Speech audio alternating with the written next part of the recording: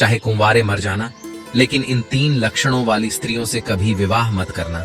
यह बात स्वयं भगवान श्री कृष्ण ने देवर्षि नारद को बताई थी। एक बार की बात है, देवर्षि नारद नारायण नारायण कहते हुए प्रभु श्री कृष्ण जी के पास पहुंचते हैं और भगवान श्री कृष्ण से कहते हैं कि हे प्राणनाथ, वह कौन सी 3 लक्षणों वाली स्त्रियां होती है जिनसे हमेशा बच करके रहना चाहिए और इनसे कदापि विवाह नहीं करना चाहिए, जिससे कि मनुष्य अपने जीवन में कभी परेशान नहीं रहे। तब भगवान श्री कृष्ण मुस्कुराते हुए नारद जी से बोले, हे वेदों के ज्ञाता, हे संगीत के साक्षात प्रार्थी, आपने यह जो प्रश्न किया है यह सभी व्यवहारिक जीवन वालों के लिए अति आवश्यक है। भगवान श्री कृष्ण आगे कहते हैं, हे देवर्षि नारद जी, इस प्रश्न का उत्तर मैं आपको एक कथा के माध्यम से दूंगा। तब देवर्षि नारद बोले, हे प्रभु, कृपा करके हमें यह कथा सुनाइए। तब श्री कृष्ण बोले, ठीक है, लेकिन इस कथा को पूरा सुनना। तब नारद जी बोले, ठीक है प्रभु, मैं इस कथा को अंत तक जरूर सुनूंगा और चारों तरफ इसका प्रसार भी करूंगा। तक श्री कृष्ण भगवान देवर्षि नारद को एक कथा सुनाते हैं कि हे नारद, एक समय की बात है, किसी जंगल में तोता और मैना का जोड़ा एक वृक्ष की डाल पर बैठा हुआ था। तोते ने मैना से कहा कि हे मैना रानी, आज का समय बहुत ही बदल चुका है। मैना कहने लगी, पियाज, ऐसा क्या समय बदल चुका है? तब तोता कहता है कि हे मैना रानी, समय इतना बदल गया है कि आजकल की स्त्रियां और आजकल की लड़कियां बहुत ही स्वार्थी बन चुकी हैं, क्योंकि स्त्रियां अपने स्वार्थ के लिए कुछ भी करने के लिए तैयार हो जाती हैं। जो काम उन्हें कदापि नहीं करना चाहिए वह स्वार्थ के प्रति स्त्रियां कर बैठती हैं। मैना कहती है कि पिया जी, मैं तुम्हारी बात से सहमत नहीं हूँ। स्त्रियां कैसे स्वार्थी हो सकती हैं? आप हमारी नारी जाति की बुराई कर रहे हैं। तोता कहता है, नहीं मैना, तुम हमारी बात पर विश्वास करो। तब मैना कहती है, नहीं स्वामी, मैं तुम्हारी बात पर विश्वास नहीं कर सकती हूँ। तब तोता कहता है, ठीक है मैना, जब तुम्हें विश्वास नहीं है तो आइए हम आपके लिए एक कहानी सुनाते हैं, और इस कहानी को सुनने के साथ साथ तुमको यह विश्वास हो जाएगा कि तुम्हारी नारी जाति कितनी स्वार्थी बन चुकी है और अपने स्वार्थ के लिए कितने गलत गलत काम करने के लिए तैयार हो जाती है। दोस्तों, तभी मैना कहती है, ठीक है स्वामी, पहले आप वह कहानी सुनाइए और सिद्ध करके बताइए कि हमारी नारी जाति स्वार्थी है या नहीं है। दोस्तों, तब वह तोता अपनी मैना रानी को एक कहानी सुनाता है। तोता कहता है, हे मैना, एक समय की बात है, किसी नगर में 3 दोस्त रहते थे। एक राजा का लड़का था जो राजकुमार था, एक बनिया का लड़का था और एक साहूकार का लड़का था। ये 3 दोस्त थे, तीनों में बहुत गहरी दोस्ती थी, क्योंकि वह तीनों साथ साथ पढ़ते थे और साथ ही साथ बड़े भी हुए थे। राजा का जो लड़का था, जो राजकुमार था, उसकी शादी भी हो चुकी थी। मित्रों, एक दिन की बात है, तीनों दोस्त राजा के बगीचे में टहल रहे थे।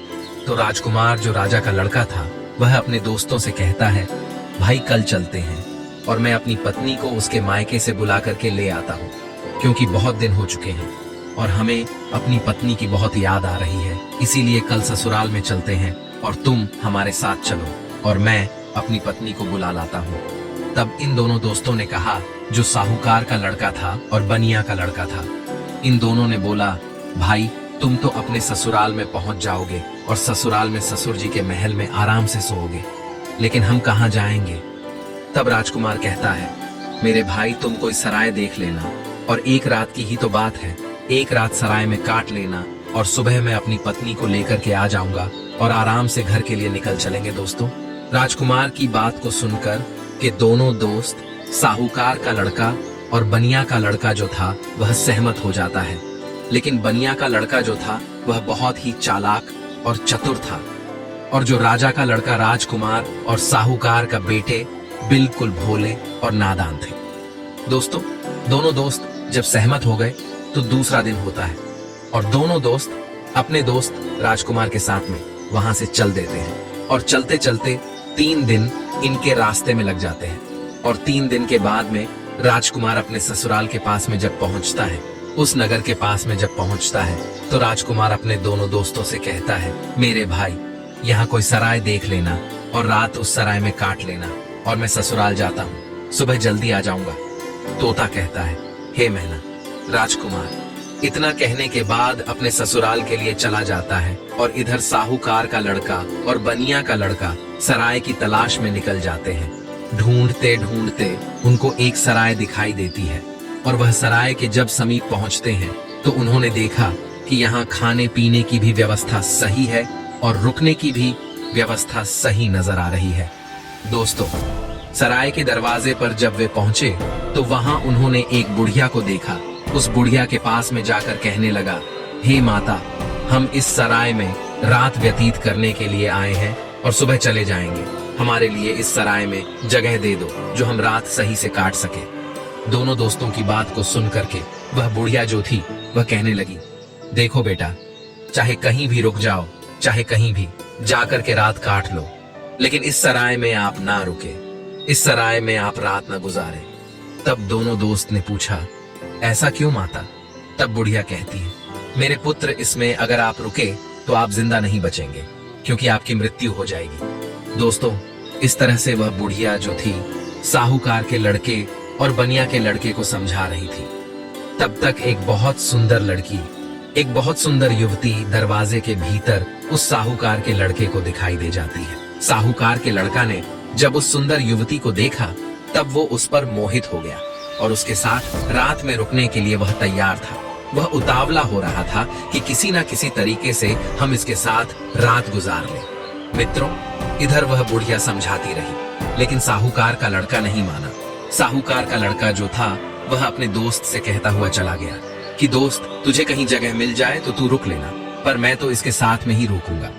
दोस्तों, इतना कहने के बाद में वह साहूकार का लड़का जो था उस सुंदर युवती के साथ में रुकने के लिए वह अंदर चला गया। और जो सराय में एक हॉल टाइप का रूम, यानी हॉल जैसा एक कमरा था, वह बहुत गहरा और लंबा था। उसमें वह सुंदर युवती के साथ में साहूकार का बेटा चला जाता है।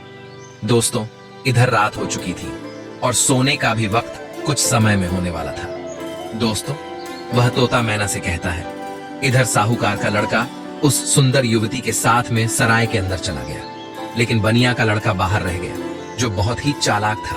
वह चतुर था और समझदार था। बनिया के लड़के ने उसे रोका भी, लेकिन वह नहीं माना। अब दोस्तों, बनिया का लड़का जो था वह बुढ़िया के पास फिर से पहुंचता है और कहता है, हे बूढ़ी माता, मैं आपकी बात को समझा नहीं। आपने कहा कि इस सराय में जो रुकेगा उसकी मृत्यु हो जाएगी और वह सुबह जिंदा लौट करके नहीं आएगा। इसका क्या कारण है, बताने की कृपा करें। तब वह बुढ़िया कहती है, बेटा, तुम उसे रोक रहे थे, लेकिन तुम्हारा दोस्त नहीं माना। मुझे डर है कि वह सुबह आपको जिंदा नहीं मिलेगा। बनिया का लड़का कहने लगा, वही तो मैं आपसे जानना चाहता हूँ माता, बात क्या है, खुल करके बताओ। तब बुढ़िया ने कहा, बेटा, ये जो सुंदर युवती आपके दोस्त ने देखी, जिसके साथ में वह अंदर चला गया, ये सुंदर युवती जो है ये एक वैश्य है और नागिन है। ये रात में अपना रूप बदल लेती है और जिसके साथ ये रात में रुकती है उसी को डस लेती है और उसको मार देती है। इसलिए हमको डर है, क्योंकि जो भी गया वह जिंदा लौट करके नहीं आया। तोता मैना से कहता है बनिया का लड़का। यह सुन करके घबरा गया और कहने लगा, हे बूढ़ी माता, हमें कोई रास्ता बताओ जिससे हम अपने दोस्त की जान बचा सके। तो बुढ़िया कहती है कि बेटा, मैं तुम्हें एक तलवार देती हूँ और अगर तुम उस नागिन का वध कर सको तभी तुम्हारा दोस्त बच पाएगा। बनिया का लड़का समझदार और चतुर था। वह तैयार हो गया और कहने लगा, माता, लाइए तलवार, मैं अपने दोस्त की जान जरूर बचाऊंगा, चाहे हमारी जान ही क्यों ना चली जाए। मित्रों, बुढ़िया बनिया के लड़के को तलवार देती है और वह चुपके से सराय के अंदर घुस जाता है और जहां उसका दोस्त साहूकार का बेटा उस वैश्य के साथ में लेटा हुआ था, वह वहीं पास में एक कोने में जाकर के बैठ जाता है और इंतजार करने लगता है कि कब यह नागिन का रूप धारण करे और हम इसको मारे। दोस्तों, आधी रात का समय होने वाला था और तभी वह सुंदर युवती जो नागिन थी वह अपना रूप बदलती है और जैसे ही साहूकार के लड़के को काटने वाली होती है तो उसका दोस्त बनिया का लड़का तलवार लिए तो बैठा ही था। एकदम से उसने तलवार चलाई और उस नागिन का वध कर दिया और वह सुंदर युवती मर गई। दोस्तों, इस तरीके से उसने अपने दोस्त की जान बचाई और उस मरी हुई नागिन को पलंग के नीचे रख दिया एवं छिपा दिया। दोस्तों, तब तोता मैना से कहता है, वो बनिया का लड़का जो था, इतना काम करने के बाद, अपने दोस्त की जान बचाने के बाद सराय से बाहर निकल आता है और जब बाहर निकल आया तो उसने क्या देखा कि एक सुंदर स्त्री जो है वह जंगल की तरफ जा रही है। उसने देखा और विचार किया कि यह सुंदर स्त्री जंगल में इतनी रात में कहां जा रही है। हमें देखना चाहिए, इसके पीछे पीछे जाना चाहिए और यह जानकारी लेना चाहिए कि यह जा कहां रही है। वो बनिया का लड़का जिसके हाथ में तलवार थी, जिसने नागिन का वध किया था, वह उस सुंदर स्त्री के पीछे चल देता है और वह बनिया का लड़का सोचता जा रहा है कि देखे यह कहां जा रही है। वह स्त्री चलती चली गई और जंगल में एक साधु का आश्रम था और वह स्त्री साधु के आश्रम पर पहुंच गई और जाकर के उसने साधु से मुलाकात की और वह सारा नजारा बनिया का लड़का दूर से ही देख रहा था। जब उसका जाने का समय हुआ तो साधु से मिलने के बाद फिर वह सुंदर स्त्री हाथ जोड़ करके कहने लगी, आज आपसे मेरी आखिरी मुलाकात है। साधु कहने लगा, वो क्यों? तो वह सुंदर स्त्री जवाब देती है, हमारे पति हमें लेने के लिए आए हैं और अभी हमारे घर पर ठहरे हुए हैं। कल मैं अपने पति के साथ ससुराल चली जाऊंगी। आज के बाद फिर मैं आपसे मिलने के लिए नहीं आ पाऊंगी। तब वह साधु कहने लगा, रोजाना तो हमारे पास आती थी, लेकिन अब हमें धोखा देकर के जा रही हो और कह रही हो कि अपने पति के साथ जा रही हो।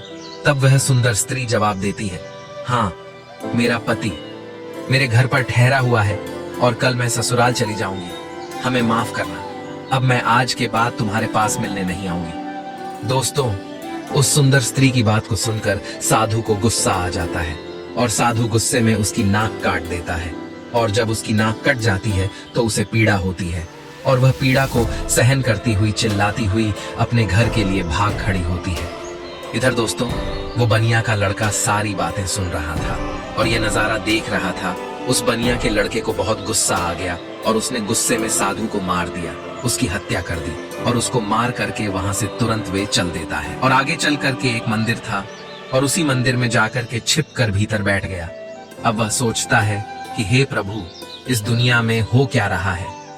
अब इधर जो वो बनिया का लड़का मंदिर के अंदर बेचारा चुपचाप बैठा हुआ था, वहां पर कुछ चोर आते हैं और चोर मंदिर के बाहर से हाथ जोड़ करके कहते हैं, हे देवी माँ, हम चोरी करने के लिए जा रहे हैं और अगर यह हमारी चोरी आसानी से हो जाए और हम ना पकड़े गए तो कल हम तुम्हारे पास तुम्हारे लिए राजा की लड़की को लाएंगे और उसकी बलि चढ़ाएंगे। इतना कहने के बाद में वह चोर अपनी चोरी करने के लिए चले जाते हैं और जो अंदर बनिया का लड़का बैठा था, उसने जब चोरों की बात को सुना तो उसके पैरों तले जमीन खिसक गई और वह कहता है, यह क्या है? यहाँ भी एक हत्या होने वाली है। हे प्रभु, ये हो क्या रहा है? दोस्तों, वो बनिया का लड़का विचार करता है, चाहे कुछ भी हो जाए, लेकिन मैं राजा की लड़की की हत्या नहीं होने दूंगा। ये सोच करके वह मंदिर में बैठा रहा। इधर दोस्तों, क्या हुआ कि वह स्त्री जो थी, जिसकी नाक साधु ने काटी थी, वह अपने घर पर पहुंची और उसने रोना धोना बंद किया। बाकी पीड़ा तो सता रही थी। उसने विचार किया, अगर सुबह लोग हमको देखेंगे तो पता नहीं ना जाने मेरे बारे में क्या कहेंगे। हमें शर्म से अपना सर झुकाना पड़ेगा। क्यों ना हम अपने पति को फंसा दे और ये कह दे कि हमारे पति ने मेरी नाक काट ली। तो वही हुआ।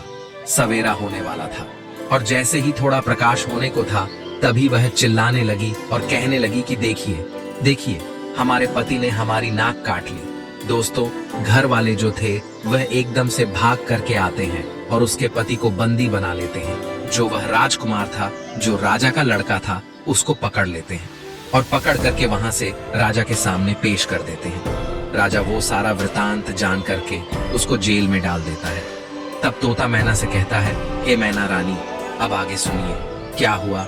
इधर पूरा दिन व्यतीत हो गया। उसका दोस्त जो बनिया था, उसने पूरा दिन इधर उधर बैठ करके काट लिया और जब रात हो गई तब उसी मंदिर में जाकर के वे छिप करके बैठ गया, क्योंकि उसे मालूम था कि यह चोर राजा की लड़की को पकड़ करके जरूर लाएंगे, उसकी हत्या जरूर करेंगे, लेकिन मैं उसकी हत्या नहीं होने दूंगा। जब रात हो गई तो मंदिर में जाकर के तलवार लेकर के छिप कर बैठ गया और इधर आधी रात जब होती है तभी वह चोर राजा के लड़की को पकड़ करके लाते हैं और मंदिर के बाहर बैठ जाते हैं। कुछ देर बैठ करके बातें करते हैं और कहते हैं, देवी माँ ने हमारी बातें सुन ली है, कितनी बढ़िया, हमें चोरी करवा दी, पकड़े भी नहीं गए और बहुत मालदार भी बन जाएंगे क्योंकि हमने बहुत माल लूटा है। इस तरीके की बातें कुछ देर करते रहे। फिर उनमें से एक बोला, देख भाई, अब उस लड़की को जल्दी ले जा और देवी माँ के सामने उसका सिर काट देना और उसकी बलि चढ़ा देना। तो दोस्तों, उन चोरों में से एक चोर जो था वह राजा की लड़की को पकड़ करके अंदर मंदिर में प्रवेश करता है और देवी माँ की जहां पर मूर्ति थी वहां पर ले जाता है। और उस लड़की का सिर काटने के लिए जैसे ही वह चोर जाता है तो बनिया का लड़का तो वहां तैयार ही बैठा हुआ था। इससे वह चोर राजा की लड़की का सिर नहीं काट पाए, उसकी बलि चढ़ा पाए। उससे पहले ही बनिया के लड़का ने उस चोर को मार दिया और चोर को मार करके उसकी लाश को एक बगल में रख दिया। इधर दोस्तों उन चोरों में से एक चोर कहता है, देख भाई, वह हमारा एक साथी गया है, वह लौट करके नहीं आया है। अरे तू जा और देख करके आ कि उसने बलि चढ़ा दी या नहीं। दोस्तों ऐसे ही दूसरा चोर जो है जैसे ही मंदिर में प्रवेश करता है तो वह बनिया का लड़का तैयार बैठा हुआ था, उसने उसको भी मार दिया। कहने का मतलब ये है कि इसी तरीके से उस बनिया के लड़के ने जितने भी चोर थे सारे चोरों को मार दिया। और उस राजा की लड़की की रक्षा की जब सारे चोरों को मार देता है तब वह लड़की निर्भय हो जाती है। और उसके बाद में वह बनिया का लड़का राजा की लड़की से कहता है कि चलो हम तुम्हारे घर तक तुम्हें छोड़ देते हैं। दोस्तों राजा की लड़की घबराई हुई थी, उस बनिया के लड़के के साथ में चल देती है। और इधर राजा की जो लड़की थी वह बनिया के लड़के से प्रेम करने लगी और कहने लगी कि हम तुमसे विवाह करना चाहते हैं। दोस्तों बातों ही बातों में वह लोग राजा के घर तक पहुंच गए और घर के दरवाजे पर जैसे ही पहुंचे तो बनिया के लड़के ने मना कर दिया, नहीं, मैंने तुम्हारी रक्षा की है, इसका मतलब यह नहीं है कि मैं तुमसे विवाह करूं, मैं ऐसा कदापि नहीं कर सकता। राजा की लड़की को गुस्सा आ गया और कहने लगी, अगर आप हमारे साथ शादी नहीं करेंगे तो मैं आपको जेल में डलवा दूंगी। बनिया का लड़का कहने लगा, जैसी आपकी मर्जी, लेकिन मैं शादी नहीं करूंगा। दोस्तों तभी राजा की लड़की दरवाजे पर चिल्लाती है और कहती है, बचाओ, यह हमको पकड़ करके ले जाना चाहता था और यह हमारी इज्जत लूटना चाहता है। दोस्तों राजा की लड़की को चिल्लाते हुए सैनिकों ने देखा तो सैनिकों ने भाग करके उस बनिया के लड़के को पकड़ लिया और राजा के सामने पेश कर दिया और कहा कि राजा साहब, यह तुम्हारी लड़की की इज्जत लूटना चाहता था, यह आपकी लड़की को पकड़ करके ले जाना चाहता था। वह तो आपकी लड़की चिल्लाने लगी इसलिए मैंने बचा लिया, अगर वो नहीं चिल्ला पाती तो यह आपकी लड़की की इज्जत के साथ खिलवाड़ कर देता। दोस्तों यह सुनने के बाद राजा को क्रोध आ गया और उसने पकड़ करके उस बनिया के लड़के को जेल में डाल दिया, जहां उसके दोनों दोस्त भी मौजूद थे, जो साहूकार का लड़का था और राजा का लड़का था, वह दोस्त भी उसी जेल में मिल गए। साहूकार के लड़के को सराय वालों ने पकड़वा दिया क्योंकि इसने एक वैश्य व सुंदर युवती का वध किया, इसीलिए वह भी वहां जेल में मौजूद था। अब तीनों दोस्त जेल में जाकर के मिल जाते हैं और एक दूसरे के साथ में वहां बैठ जाते हैं। इधर दोस्तों अगला दिन हुआ और वह राजा दरबार में तीनों को बुलाता है, जिन तीनों को राजा ने पकड़ करके जेल में बंद किया था और उन्हें सजा सुनाने के लिए तैयार हो जाता है। दरबार लगा हुआ था और राजा ने जो साहूकार का लड़का था जिसने वैश्य का वध किया था उसे अपने पास में बुलाया और उससे कहा कि क्यों रे, तेरा क्या नाम है, कहाँ का रहने वाला है। तब वह लड़का कहने लगा कि मैं साहूकार का बेटा हूँ। राजा कहने लगा, यह बता तूने वैश्य का वध क्यों किया, उसे क्यों मारा। अब दोस्तों उस साहूकार के लड़का को कुछ मालूम ही नहीं था जो वह राजा को बता सकता। उसे नहीं मालूम था कि वैश्य का वध किसने किया। वैश्य का वध साहूकार के लड़के ने किया नहीं था। जो उसे मालूम होता राजा ने फिर पूछा, चुपचाप क्यों खड़ा है, बता कि तूने उस वैश्य का वध क्यों किया। दोस्तों तब वह साहूकार का लड़का तो नहीं बोल पाया, लेकिन जो बनिया का लड़का था वह कहने लगा, महाराज क्षमा चाहता हूँ, जो बीच में हमको बोलना पड़ रहा है, इसे कुछ मालूम नहीं है, इसने वैश्या का वध नहीं किया क्योंकि वैश्या का वध मैंने किया है। राजा कहने लगा, तो बता तूने क्यों किया, बात क्या है। तब दोस्तों वह बनिया का लड़का कहता है, हे महाराज, हम अपने दोस्त के साथ में इसी साहूकार के लड़का के साथ में सराय में रुकने के लिए एक रात गुजारने के लिए गए थे और एक बूढ़ी माँ ने मना किया था, इसके अंदर नहीं रुको क्योंकि जो रुकेगा वह सुबह जिंदा नहीं बचेगा। लेकिन ये हमारा दोस्त नहीं माना और उसने सुंदर वैश्या को देख करके रात गुजारने के लिए अंदर सराय में चला गया। मुझे उस बुढ़िया के द्वारा मालूम हुआ कि यह नागिन है और यह नागिन का रूप में आकर के इसको डस लेती, इसलिए तब मैं तलवार को लेकर के अपने इस दोस्त की जिंदगी बचाने के लिए जहां यह पलंग पर वैश्या के साथ सोया हुआ था वहीं एक कोने में जाकर के बैठ गया और जैसे ही उस वैश्य ने रूप बदला और नागिन बनकर के हमारे दोस्त को डसने के लिए तैयार हुई मैंने तुरंत उसको मार दिया। अगर आपको विश्वास नहीं है तो जहां पलंग पड़ा हुआ है उसके नीचे हमने मरी हुई नागिन रख दी है, आप देख लीजिए दोस्तों। तब राजा ने सैनिकों को भेजा और वहां सैनिकों ने जाकर के वही मरी हुई नागिन को पाया और आकर के सारी बात राजा को बताया कि सत्य बात है। तो दोस्तों, राजा प्रसन्न हो गया और कहने लगा, ठीक है, तूने दोस्ती का फर्ज निभाया है, जो अपनी दोस्त की जिंदगी बचाई है। दोस्तों, राजा साहूकार के लड़का को छोड़ देता है। उसके बाद में राजा जो था वह राजकुमार, यानी कि जो राजा के लड़के राजकुमार जो था, उसको बुलाता है और उससे पूछता है कि तू बता कि तूने अपनी पत्नी की नाक क्यों काटी। अब दोस्तों, उसको भी नहीं मालूम था नाक किसने काटी है, वह भी चुपचाप खड़ा था। राजा ने फिर दोबारा पूछा कि बोल क्यों नहीं रहा है कि तूने अपनी पत्नी की नाक को क्यों काटा। तब दोस्तों, वह बनिया का लड़का फिर से हाथ जोड़ करके कहने लगा कि महाराज क्षमा करें, इसको भी नहीं मालूम इसने अपनी पत्नी की नाक नहीं काटी है। नाक किसने काटी है वह सारा वृतांत मैं आपको सुनाता हूँ। तब उस बनिया के लड़के ने राजा को बताया कि यह लड़की साधु से प्रेम करती है। रात में साधु से मिलने के लिए गई, मैं इसके पीछे पीछे गया। राजकुमारी ने कहा कि मैं कल से तुमसे मिलने नहीं आ सकती, मेरा पति मुझे लेने के लिए आया है। ये सुनकर के उस साधु ने इसकी नाक काट ली और इसने आकर के अपने पति को फंसा दिया। इसने गलत किया।